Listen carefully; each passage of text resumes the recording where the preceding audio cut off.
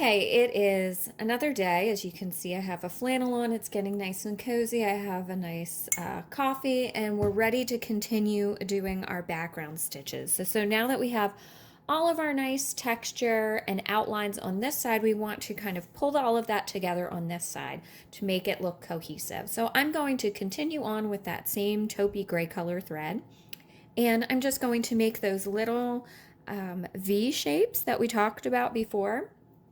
So I'm just kind of picking any random spot that I like, and I'm taking my needle up through the back and pulling down, and then I'm going to come up parallel to that, a little bit over, up from the back, and I'm going to go back down through that same hole, and this will create a little V,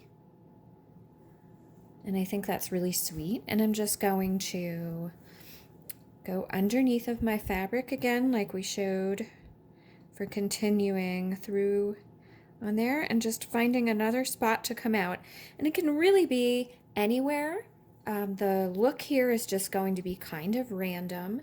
So it's wherever you want to go and how many little stitches you want to put on. So it'll just be about filling up the canvas over here and getting some nice quilting. I recommend working in clusters just for usage of thread, because you don't want to waste too much of it just going through the backing of the fabric. So that is completely up to you though, however you want to work, whatever works for you. But I think this is a nice point to just go a little freestyle and relax, enjoy your coffee or tea or whatever you're working on, and just have fun. They don't all need to go to the same direction either. I think it's nice to have some going up, some going down, some going sideways. It provides a little bit more interest in your stitching. So I am just going to work on filling up with this one color, and I'll put you on fast forward. You can watch me sewing a little bit. You can sew along with me on doing these little stitches here with the little V's, the little tossed V shapes all throughout this area to continue that tossed effect, but also to bring in a little bit of that geometric design from this side. That is the triangle. So we're going to bring a little bit of the triangles onto this side as well, and that'll start to tie everything together. So think about that concept whenever you're working on your projects as well. You want to be pulling some of the same elements through so that you're having this side talking to this side and vice versa. Okay, so let's get to work.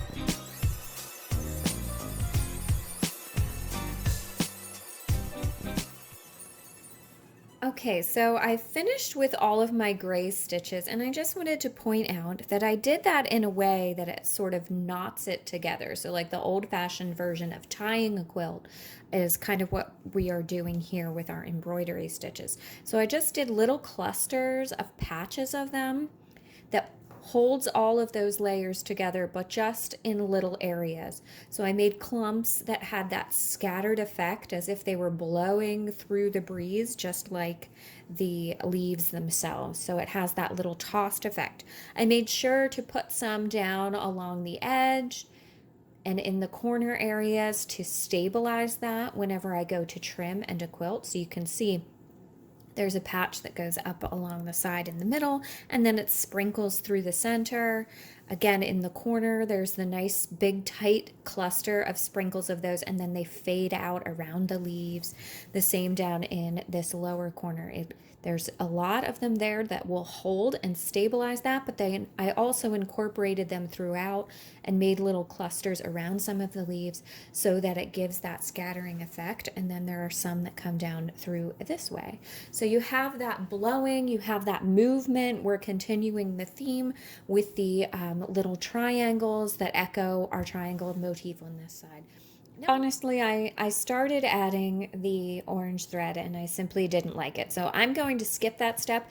But another thought I had for adding decorative stitches is to create that daisy chain, which you can find I'm sure many tutorials on embroidery of making daisy loops, the daisy stitch, chain stitch. That could be really cool to do like little sections of chain stitching. You could also add some bullion knots or regular French knots throughout here that would have a little dotted effect. You might even want to bring some of those over into your diamonds to connect that side as well. So there are lots of different ways that you could finish your pillow top, but I think I'm going to leave it here. So upcoming will be a few pictures of the finished top, and then next video we will trim it down and add our envelope backing, and we're almost done.